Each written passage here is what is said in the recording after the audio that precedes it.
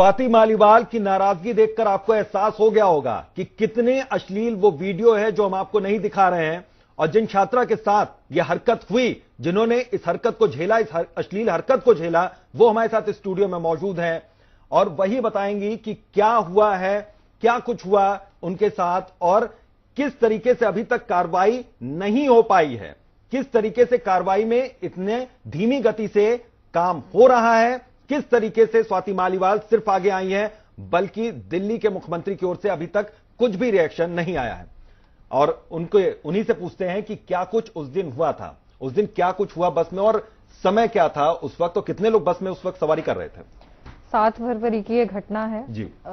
मैं कॉलेज से आ रही थी अपने, और ये समय कम से कम काफी दोपहर का था, 2:30-3 बज रहे थे, और बस में काफी लोग से कम 30-35 लोग थे उस बस में सवार, और 774 बस का नंबर था। मैं डेली रूटीन जो मेरा रहता है वसंत गांव से हौस खास उतरने का रहता है, तो वही मैं अपना डेली रूटीन जैसा था वैसे ही कर रही थी।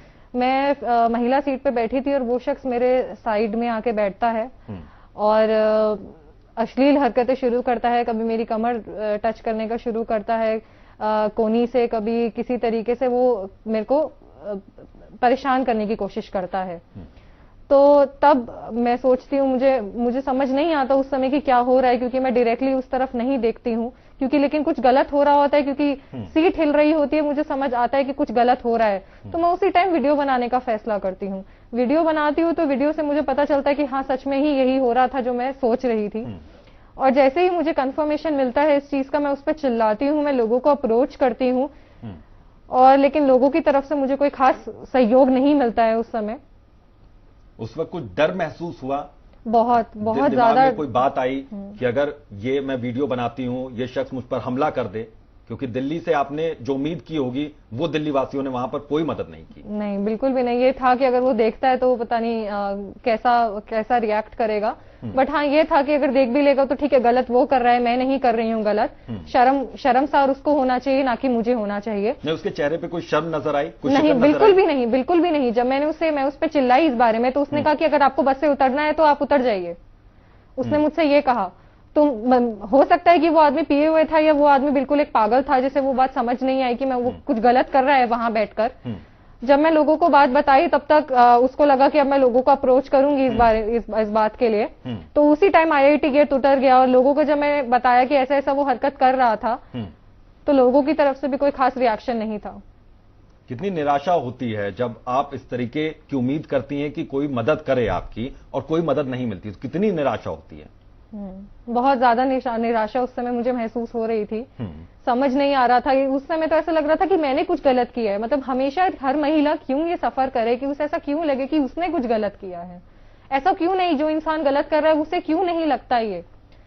मुझे अभी तक इस बात का जवाब नहीं मिला कि अभी तक मैं क्यों एक कल्प्रिट की तरह एक सफर कर रही हूँ। अभी मुझे क्यों परेशान किया जा रहा है। अभी उस आदमी को, अभी वो आदमी खुलेआम घूम रहा है, वो अब वहां पे वो किसी का रेप भी कर सकता है, और अगर वो किसी का रेप करता है और मैं इस चीज के लिए आवाज नहीं उठाती तो मैं भी उसके लिए उतनी ही जिम्मेदार हूं। मैं भी उन वन ऑफ द अमंग हूं जो वहां चुप बैठकर वो चीज देख रहे थे। बिल्कुल, आपने बहुत हिम्मत का काम किया, आपने वीडियो बनाया, आपने शोर किया, लेकिन दिल्ली वासियों की हिम्मत कहां चली गई? दिल्ली वासी क्यों नहीं सामने आए? क्या लगा आपको उस वक्त कि आप खुद वहां पर एक तरीके से दोषी साबित हो गई, किसी ने मदद नहीं की?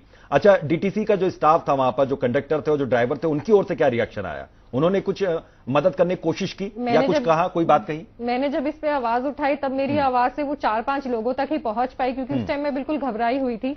तो मेरी इतनी हिम्मत नहीं हुई कि मैं कंडक्टर या ड्राइवर के पास जाके स्पेशली बोलती। उस time I was totally disturb, मैं बहुत डिस्टर्ब फील कर रही थी। I was feeling really disgusting at that moment. I was just standing there, I was feeling ashamed, I was feeling numbed at that moment. तो मुझे कुछ समझ नहीं आ रहा था उस समय। मैं बस खड़ी थी वहां पर और मैंने बस उस आदमी को जाते हुए देखा बस, और मैं कुछ नहीं कर पाई। बिल्कुल, आसपास के लोगों ने किसी तरीके की मदद नहीं की। उसके बाद अगला कदम आपका क्या? क्योंकि आपने इतनी हिम्मत का काम दिखाया, आपने शोर मचाया, आपने वीडियो बनाया, आप उस शख्स को सिर्फ जाते हुए देख पाए, उसके बाद आपने क्या कदम बढ़ाया, किस तरीके से कार्रवाई की उम्मीद की आपने? उसके बाद मैं काफी डिस्टर्ब थी। उसके बाद मुझे समझ नहीं आ रहा था कि मैं क्या करूं। रात को काफी सोचा इस बारे में। अपने फ्रेंड से भी मैंने बात की, काफी दोस्तों से बात की, तो उन्होंने कहा कि ये वीडियो तुम शेयर करो, ट्विटर पे शेयर करो, लोगों तक पहुंचाओ इसे। मैंने भी वही किया। मेरे दिमाग में भी यही था कि ट्विटर पे शेयर करना, उन लोगों को टैग करना, उन लोगों को दिखाना कि ये लॉ एंड ऑर्डर और यही महिला सशक्तिकरण की ये बात करते हैं, ये पहुंचना चाहिए कि क्या हो रहा है। एक डीटीसी बस में दिन दहाड़े ये चीज हो रही है। आप सीसीटीवी कैमरों की बात करते हैं, आप मार्शल की बात करें, तो वहां पे तो कोई भी चीज वहां पे अवेलेबल नहीं है। तो यही था। उसके बाद आपने ट्वीट किया। हाँ। उसके बाद रिएक्शंस किसकी ओर से आया? आपने किन लोगों को टैग किया उस ट्विटर हैंडल पर और किन किन लोगों की ओर से रिएक्शन आया? मैंने ट्विटर जाहिर है पुलिस को आपने जरूर किया होगा और दिल्ली के सीएम को भी जरूर किया होगा। जी, दिल्ली के सीएम से लेकर मैंने पीएम तक को टैग किया, पीएमओ इंडिया तक को टैग किया कि वो भी बेटी बचाओ बेटी पढ़ाओ का वो जो आंदोलन उन्होंने शुरू किया था वो भी कहीं अब मिट्टी में मिलता हुआ नजर आ रहा है। तो मैंने उनको भी टैग किया था। मैंने सब जितने भी थे कानून मंत्री से लेकर रविशंकर प्रसाद से लेकर काफी लोगों को उधर टैग किया था। दिल्ली पुलिस, महिला आयोग, सबको टैग किया था। उनकी तरफ से मुझे, सिर्फ महिला आयोग की तरफ से मुझे रिस्पांस मिला और उनका काफी पॉजिटिव रिस्पांस रहा। वहां पे उन्होंने मुझे कांटेक्ट किया, उन्होंने वहां टीम भेजी। वो टीम, हम शनिवार वसंत विहार थाने में गए, वहां रिपोर्ट लिखवाई, वहां 6 घंटे हम लोग बैठे हैं और तब मेरी एफआईआर दर्ज हुई है। 6 घंटे आपको तब भी बैठना पड़ा वहां पर एफआईआर दर्ज करने के लिए? वहां पर पुलिस अधिकारी क्या कह रहे थे जब आप एफआईआर दर्ज करवाने गई या शिकायत दर्ज करवाने गई? जब मैं पहले उनको ये वीडियो दिखाया, उन्हें समझाया, तो वो काफी सपोर्टिव हुए। उन्होंने कहा कि अभी आपकी एफआईआर फटाफट दर्ज की जाएगी। तो मुझे लगा कि चलो अच्छा है कि फटाफट ये काम निपट जाएगा। पर जैसे ही मैं वहां गई तो एसआई टाइम पे नहीं थे, एसएचओ टाइम पे नहीं थे। उनके बीच में खुद कितना मिसकम्युनिकेशन गैप था। मैं उन्हें वीडियो दिखा रही हूँ, वो आगे नहीं दिखा रहे हैं उस चीज को। वो मुझे ही बोल रहे हैं कि अगर आपको किसी ने छेड़ा तो किसी ने देखा क्यों नहीं आपको? तो ये क्वेश्चन उन्होंने मुझसे ही किया। तो ये काफी डिस्टर्बिंग था कि वो मुझसे ही पूछ रहे हैं। उन्होंने कहा कि आपने वीडियो बनाया, उसने कैसे नहीं देखा? मैंने कहा वीडियो बना लिया मैंने किसी तरह छुप छुपाकर। तो वो गलत किया क्या मैंने? वो एक तरीके से अवॉइड करने का ट्राई कर रहे थे। वो एफआईआर दर्ज नहीं करना चाहते थे। वहां मैं 6 घंटे बैठी तब जाके मेरा एफआईआर दर्ज हुआ। पर वो एफआईआर भी अभी तक मेरे पास लिखित नहीं है, वो अभी भी मेरे पास सिर्फ मेल में आया है। जी। और इस बीच वहां से कुछ कॉल्स भी आ रही हैं, उसका भी आप जिक्र कर रही थी कि पुलिस वाले कॉल भी कर रहे हैं। हाँ। कि आप कॉपी लेकर जाइए, उसके बाद वो कार्रवाई करेंगे। हाँ, तो उनकी तरफ से आज मेरे पास काफी कॉल है। उन्होंने कहा कि आप अपना लिखित कॉपी लेके जाइए अपना एफआईआर की, ताकि हम आगे की कार्रवाई कर पाए, ताकि अब उनपे, क्योंकि प्रेशर बन रहा है इस चीज का, पीछे से प्रेशर आ रहा है। उससे पहले ये बिल्कुल अवॉइड कर रहे थे ये मामले को। बिल्कुल कभी ये बहाना बना रहे हैं कि शक्ल नहीं दिख रही है, कभी ये बहाना बना रहे हैं कि वीडियो क्लियर नहीं है। कुछ ना कुछ वहां चल रहा था। एसएचओ से बात करने गए तो उन्होंने कहा कि आप पहले आ जाते तो हम किस तरीके से उनको कांटेक्ट करते। वहां पे बिल्कुल ही मिसकम्युनिकेशन गैप था। मतलब पुलिस का रवैया बहुत ढीला ढाला यहाँ पर नजर आया आपको? जी, क्योंकि कार्रवाई में बहुत देरी की और उसके बाद भी टालमटोल वाली जो हरकत थी पुलिस की वो नजर आई। हाँ, स्वाति मालीवाल की टीम वहां पर मौजूद थी, उनकी ओर से क्या कुछ किया जा रहा था उस वक्त जब एफआईआर दर्ज हो रही थी? वो काफी देर तक मेरे साथ थे। उन्होंने काउंसलर बुलाया, उन्होंने काफी देर तक मुझे सहयोग किया। उनकी तरफ से काफी पॉजिटिव रिस्पांस था। वो लोग काफी देर तक मेरे साथ रहे। उन्होंने मुझे अभी भी कॉल करके बोल रहे हैं कि आप ठीक हैं, आप जाइए, एक बार आप मिलिए, कोर्ट जाइए। उनका मतलब काफी पॉजिटिव रिस्पांस है। ठीक है, हमारे साथ फोन लाइन पर अनुजा कपूर जुड़ी हुई हैं, सोशल एक्टिविस्ट हैं। अनुजा, जब आप इस तरीके की बातें सुनती हैं, इस तरीके की खबर आपके सामने आती है, तो सबसे पहले आपके जहन में क्या कुछ आता है? दिल्ली वासियों ने कोई मदद नहीं की, दिल्ली के सीएम की ओर से अभी तक कोई रिएक्शन नहीं आया है, पुलिस वालों का ये टाल मटोल वाला जो रवैया है वो नजर आया, वो सामने आया, और पीएम ऑफिस की ओर से भी अभी तक कोई रिएक्शन नहीं आया। बेटी बचाओ बेटी पढ़ाओ आंदोलन उन्हीं की ओर से चलाया जा रहा है, सरकार की ओर से।